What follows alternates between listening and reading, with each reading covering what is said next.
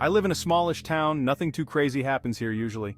We've got one Walmart, and it's open 24 hours, which is pretty much where everyone goes if they need something late at night. I'm a night owl, always have been, so I usually end up doing my shopping late, like 11 p.m. or midnight. There are fewer people, it's quieter, and I don't have to deal with the chaos during the day, so a few nights ago it was around 11:30 p.m.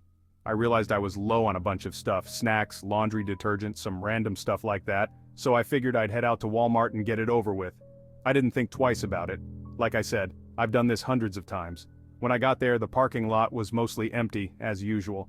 A few cars scattered around, but nothing out of the ordinary. I parked near the entrance under one of the streetlights, grabbed a cart and went inside. Everything seemed normal. The store was pretty dead, maybe a couple of other people wandering around, but that's about it. Perfect for me. I started making my way through the aisles, just ticking off things from my mental list. Chips, cereal, toothpaste, stuff like that. I had my headphones in, listening to music, so I wasn't really paying attention to anything other than what I was getting. It was just another routine late-night trip. After a while though, I started to get this weird feeling. You know that sensation when you feel like someone's watching you? It was subtle at first, but it grew stronger the more I walked around. At first I brushed it off, thinking I was just being paranoid. It's late and the store's mostly empty, so maybe I was just creeped out by the quiet. But then I noticed him. There was this guy.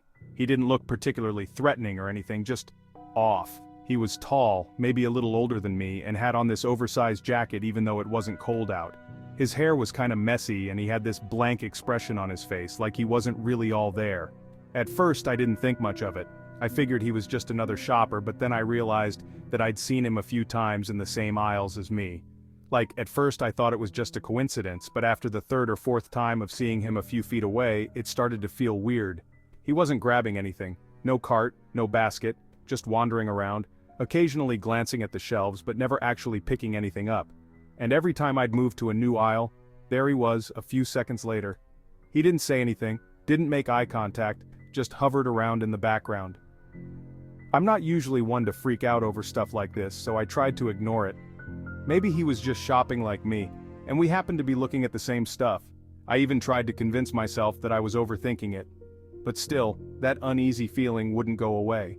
After about 20 minutes of this, I decided to change up my route. I cut across the store, going from the grocery section to the electronics, hoping that maybe I'd lose him or that he'd just stay where he was. But nope, there he was again, hanging back near the TVs, just watching. That's when I started to get a little nervous. I told myself that I was probably just being paranoid, but something in my gut was telling me that this wasn't normal. So I sped up my shopping, grabbing the last few things I needed and heading straight for the checkout. As I stood in line, I glanced around, and sure enough, the guy was standing near the entrance, just kind of lingering. He wasn't pretending to shop anymore. He was just standing there like he was waiting for something. I started to feel my heart race a bit, but I didn't want to make a scene. I paid for my stuff, trying to act normal, but inside I was freaking out. I left the store as quickly as I could without looking like I was rushing. As I walked to my car, I kept glancing over my shoulder, and that's when I saw him again. He was following me out into the parking lot, staying a few paces behind me. At that point, I couldn't ignore it anymore. This guy was definitely following me, and I had no idea why. My car wasn't parked too far away, but it felt like it was miles.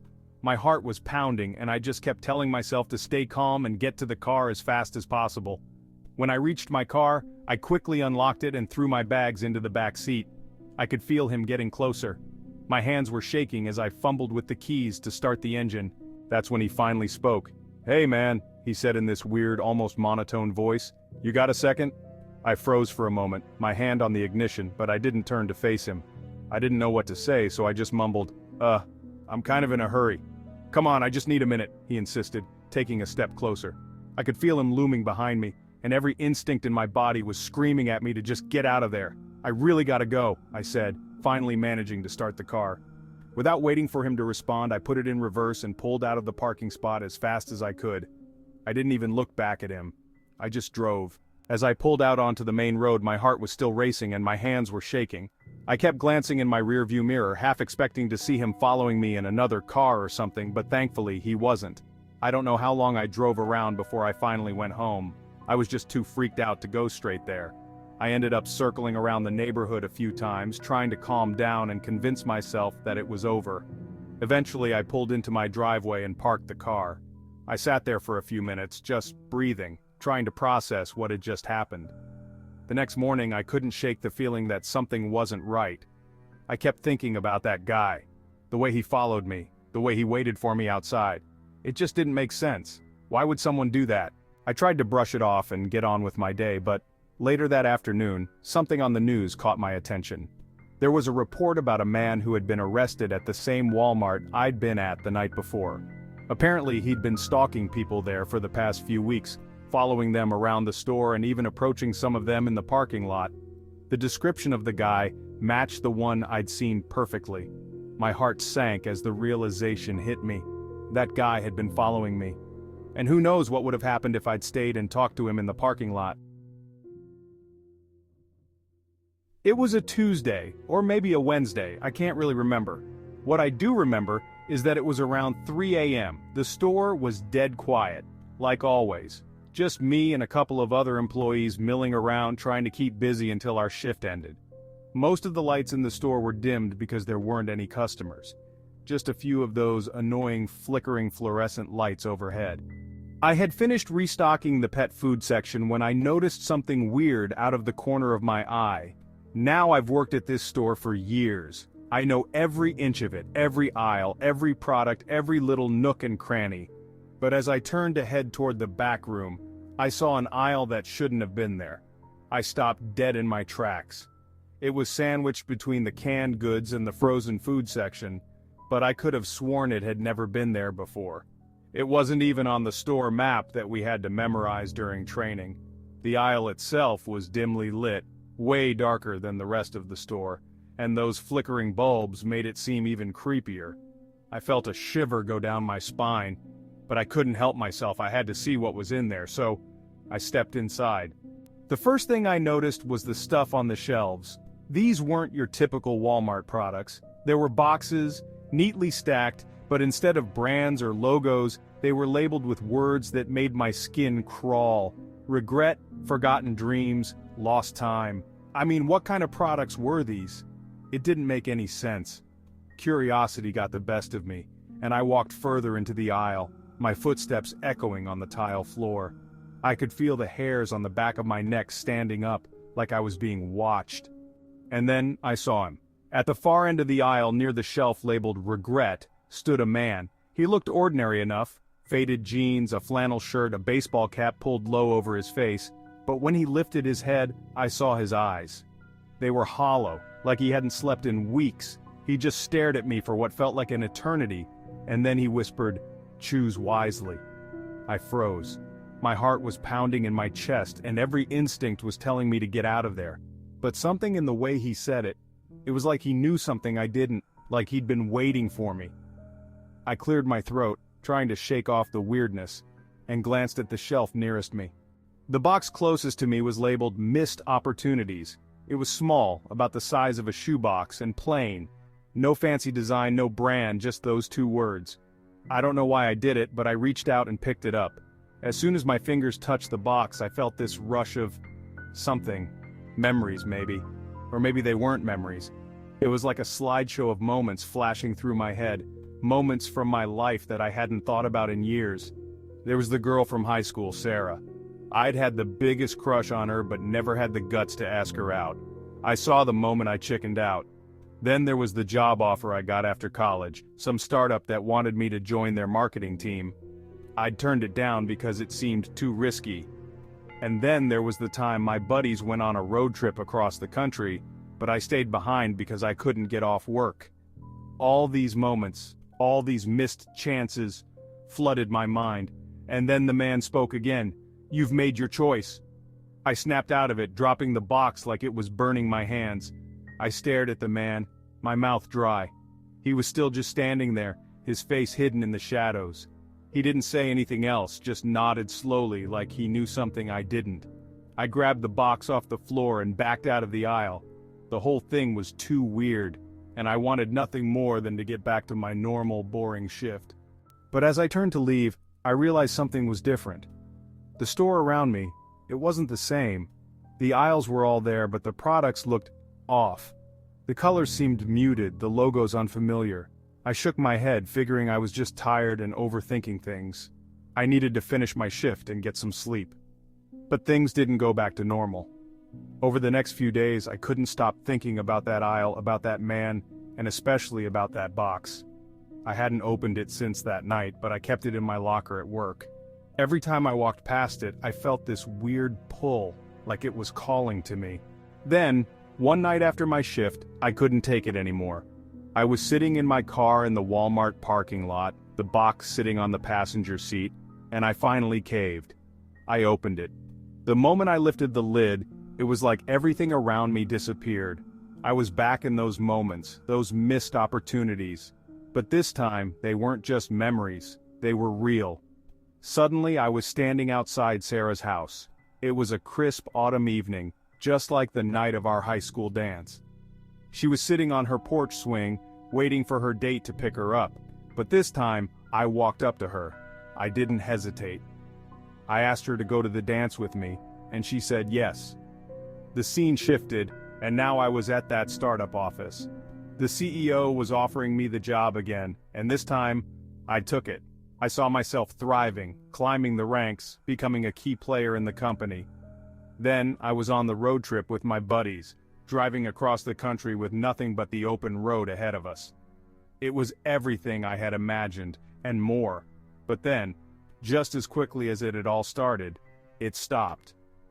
I was back in my car, the box still open on the passenger seat. But something was wrong. Those moments, those choices, they weren't just memories anymore. They were real. My life had changed. I was no longer working at Walmart. I was dating Sarah. I had that fancy marketing job, and I'd been on that road trip. But with each change, something felt off. It was like the universe was punishing me for trying to rewrite my life. For every good thing that happened, something bad followed. Sarah and I were happy for a while, but then she started pulling away. She became distant, cold.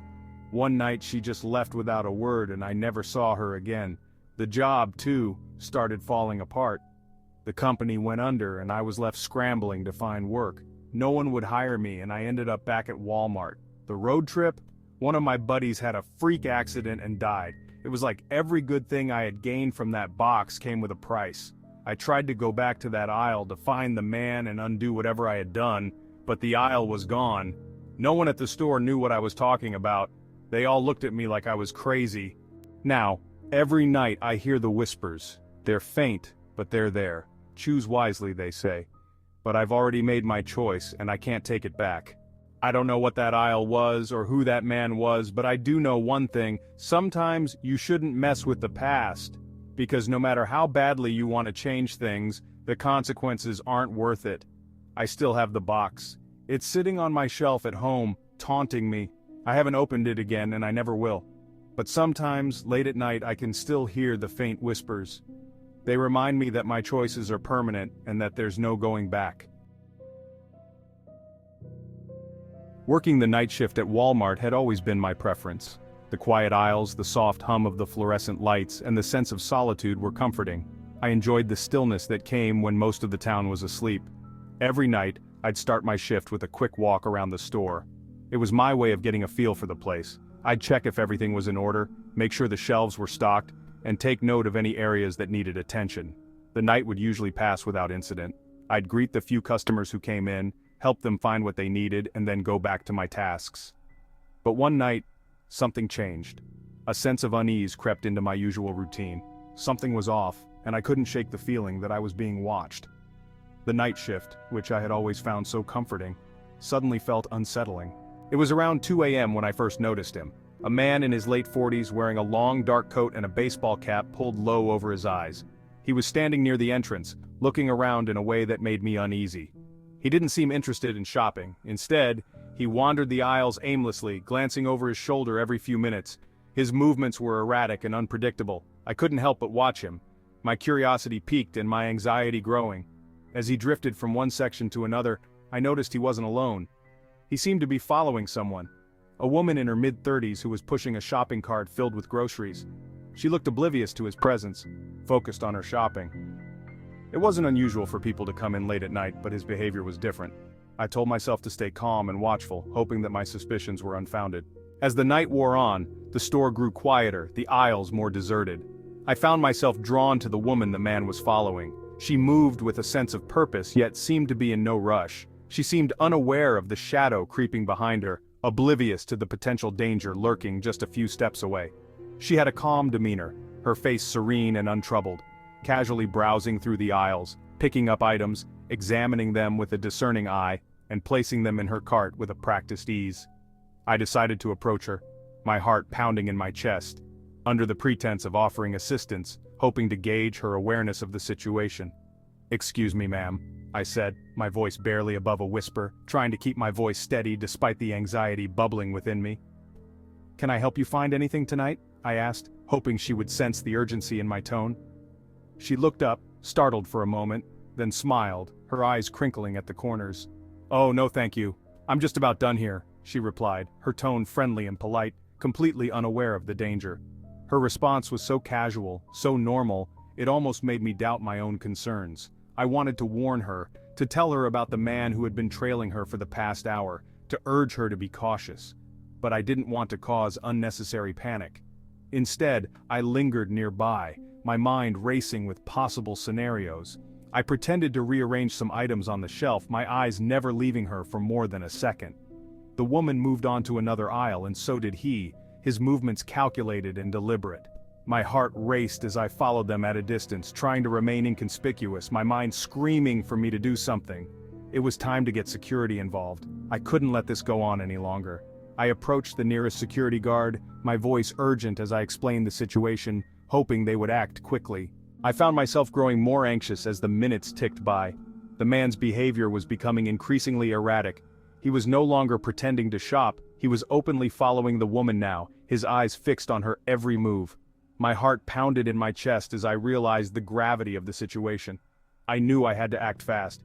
I grabbed my walkie-talkie and called for security. "This is Jenna from Night Shift," I said, my voice trembling slightly. "We've got a situation in aisle 7. There's a man following a customer. I need backup."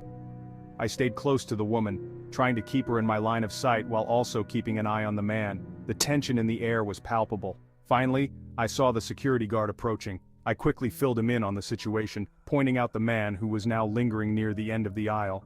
As Mike confronted the suspicious man, I stayed close to the woman, trying to keep her calm and unaware of the potential danger.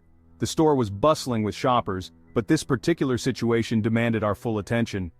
I could sense the unease in the air, and it was crucial to ensure the safety of everyone around. I could see the man's agitation growing as Mike spoke to him, his body language becoming more defensive. His eyes darted around and his hands were clenched into tight fists. It was clear that he was on edge and any wrong move could escalate the situation further. The tension in the air was thick, and I could feel my heart racing in my chest. Every second felt like an eternity as I tried to maintain a calm demeanor. The woman beside me seemed to sense the gravity of the situation, her eyes wide with concern. Mike asked the man to leave the store, but he refused. His refusal was firm, and his stance was unyielding. The confrontation was drawing the attention of other shoppers, and I knew we had to act quickly to prevent a panic. His voice was low, almost a growl as he argued with Mike. The intensity of his tone sent chills down my spine. It was a standoff, and neither side was willing to back down. I decided to escort the woman to the front of the store, away from the escalating confrontation. I gently placed my hand on her shoulder, guiding her through the aisles. The last thing we needed was for her to get caught in the middle of a potentially dangerous situation. "Ma'am, would you mind heading to the checkout?" "We're just taking some precautions," I said, trying to keep my voice steady. I wanted to reassure her that everything would be all right, even though I wasn't entirely sure myself. She looked confused but nodded, following me to the front. Her trust in me was evident, and I felt a sense of responsibility to ensure her safety. As we walked, I kept glancing back, watching the standoff between Mike and the man. The situation seemed to be at a boiling point, and I hoped that Mike could de-escalate it without any harm. The man's eyes were wild and he kept looking around as if searching for an escape. His erratic behavior was alarming and I feared he might do something drastic. We reached the front of the store and I guided the woman to a checkout lane. The sense of relief was palpable as we moved away from the danger zone. "Thank you," she said, her voice trembling slightly. Her gratitude was heartfelt, and I felt a wave of relief knowing she was safe. The situation with Mike and the suspicious man was still unfolding, but at least I had done my part in protecting one of our customers. With the woman safely at the checkout, I felt a brief moment of relief. She had been a regular customer, always polite and cheerful. Today, however, she seemed more hurried, more anxious. I wondered if she had noticed the same unsettling presence that I had. I turned my attention back to the situation unfolding in the aisles. The store was unusually quiet for this time of day, and the silence only added to the tension in the air. Mike was still speaking to the man, his voice calm but firm. The man, however, seemed agitated, his eyes darting around as if looking for an escape. But now they were moving towards the exit, Mike guiding him with a steady hand on his shoulder. The man's steps were hesitant, almost as if he was being dragged against his will. The man's reluctance was clear, his body language screaming resistance. Yet, he didn't make any overt moves to break free. Mike's presence seemed to force compliance, his authority undeniable. It was as if the man knew that any attempt to resist would be futile. I followed at a distance, my heart pounding in my chest. I felt a mix of relief and continued unease, unsure of what might happen next. Feeling a mix of relief and continued unease, I couldn't help but glance around, half expecting something to go wrong. As they reached the entrance, the tension in the air seemed to thicken. Every step they took felt like it was in slow motion. The man cast one last lingering glance back into the store. His eyes met mine, and for a moment time seemed to stand still. A chill ran down my spine. There was something in his gaze, something dark and unsettling that I couldn't quite place. There was a darkness in his gaze that I couldn't quite place. It was as if he was trying to convey a message, one that I couldn't understand. I shuddered and looked away, hoping that would be the last I saw of him. But deep down, I knew it wasn't over, hoping that would be the last I saw of him. But it wasn't. The feeling of unease lingered, refusing to let go. As I returned to my duties, I tried to shake off the feeling. I busied myself with tasks, hoping to distract my mind. I couldn't shake the feeling that I was still being watched. Every time I looked up, I half expected to see him standing there. I glanced towards the front windows, my heart skipping a beat. The parking lot was dimly lit, shadows dancing under the streetlights. And there he was, standing in the parking lot, just outside the glow of the streetlights. His silhouette was unmistakable. Just outside the glow of the streetlights, his presence was a constant reminder of the night's events. It was as if he was waiting for something. His presence was a constant reminder of the night's events, a lingering shadow that refused to fade. I couldn't help but wonder what his intentions were, a lingering shadow that refused to fade. The night was far from over, and I had a feeling that this was just the beginning of something much darker. As the night shift drew to a close, the sense of unease that had settled over me refused to dissipate. The man had finally left the parking lot, but the memory of his dark, penetrating gaze lingered in my mind.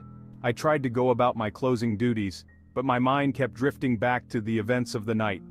Every creak and rustle in the store seemed amplified. Every shadow seemed to move with a life of its own. I found myself jumping at the slightest sound, my nerves on edge. The store, which had always been a place of comfort and routine, now felt like a labyrinth of hidden dangers. I couldn't wait for my shift to end.